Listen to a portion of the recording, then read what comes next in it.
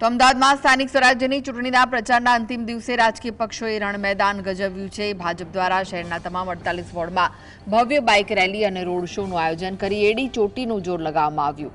ખાસ કરીને બાપુનગર ખાતે આયોજિત 3 કિલોમીટર લાંબા રોડ શોમાં મુખ્યમંત્રી ભૂપેન્દ્ર પટેલ અને પ્રદેશ પ્રમુખ જગદીશ વિશ્વકર્મા સ્વયં જોડાયા હતા। આ રોડ શોમાં 1000થી વધુ બાઇક, બસો, ગાડીઓ અને ડીજેના તાલે કાર્યકરોમાં ભારે ઉત્સાહ જોવા મળ્યો।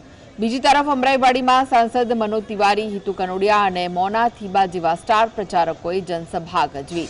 સાંજે 5 વાગે પ્રચારના પડઘમ શાંત થાય તે પહેલા ભાજપે અમદાવાદના માર્ગો પર શક્તિ પ્રદર્શન કરીને જીતનો વિશ્વાસ વ્યક્ત કર્યો છે। અમદાવાદ મ્યુનિસિપલ કોર્પોરેશન ચૂંટણીનો પ્રચારનો આજે અંતિમ દિવસ છે, ત્યારે અમદાવાદમાં રાજ્યના મુખ્યમંત્રી ભૂપેન્દ્ર પટેલ દ્વારા રોડ શો જે છે તે કરવામાં આવ્યો। સીધા જ દ્રશ્યો બતાવ્યું છે કે અમદાવાદમાં જે બાપુનગર શિખર 4 રસ્તા આવેલા છે ત્યાં આગળથી 4.5 કિલોમીટર લાંબો રોડ શો જે છે તેનું આયોજન જે છે તે કરવામાં આવ્યું છે। રાજ્યના મુખ્યમંત્રી ભૂપેન્દ્ર પટેલ,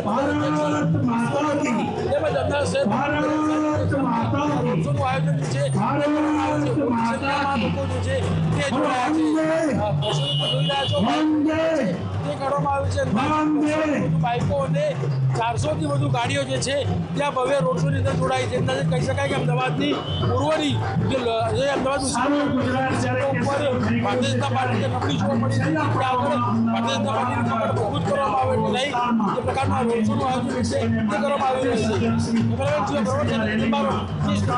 છે।